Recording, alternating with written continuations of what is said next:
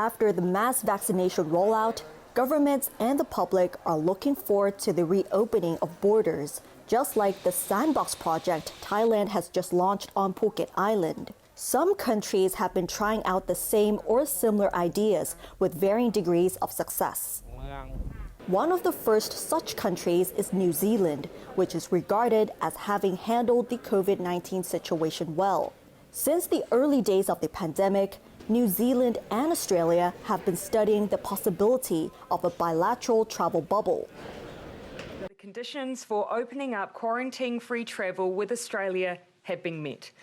The Director General of Health considers the risk of transmission of COVID-19 from Australia to New Zealand to now be low, and that quarantine-free travel would be safe to commence. After a number of deferrals, the plan was put into practice in April, only to be suspended roughly 6 weeks later, following the resurgence of cases in Australia.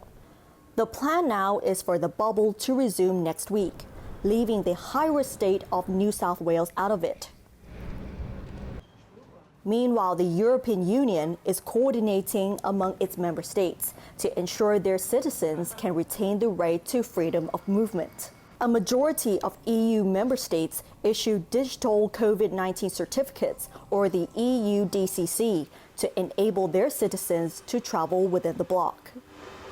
The system is designed to facilitate safe travel by verifying the pass holder's coronavirus status, whether through vaccination, a recent negative test result, or proof of recovery from infection.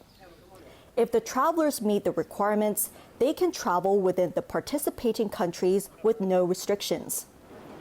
Travelers from countries outside the EU listed in the so-called white list are also welcomed without quarantine.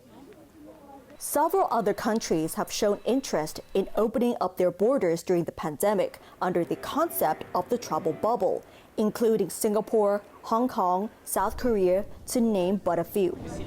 Currently, they are only at the stage of talks, and none of them have turned the idea into reality. Rather, the opening of the borders is done more unilaterally by accepting individual travelers who meet certain conditions, such as showing a negative COVID-19 test result and a vaccination certificate, or traveling from a low-risk country. As the risk remains, international tourism arrivals are set to stagnate this year, except in some Western markets, causing up to $2.4 trillion in losses. A UN study said on Wednesday, adding the sector is not expected to rebound fully until 2023. We are currently in international tourism, we are at levels of 30 years ago. So basically, we are in the years 80s, so not much crowd.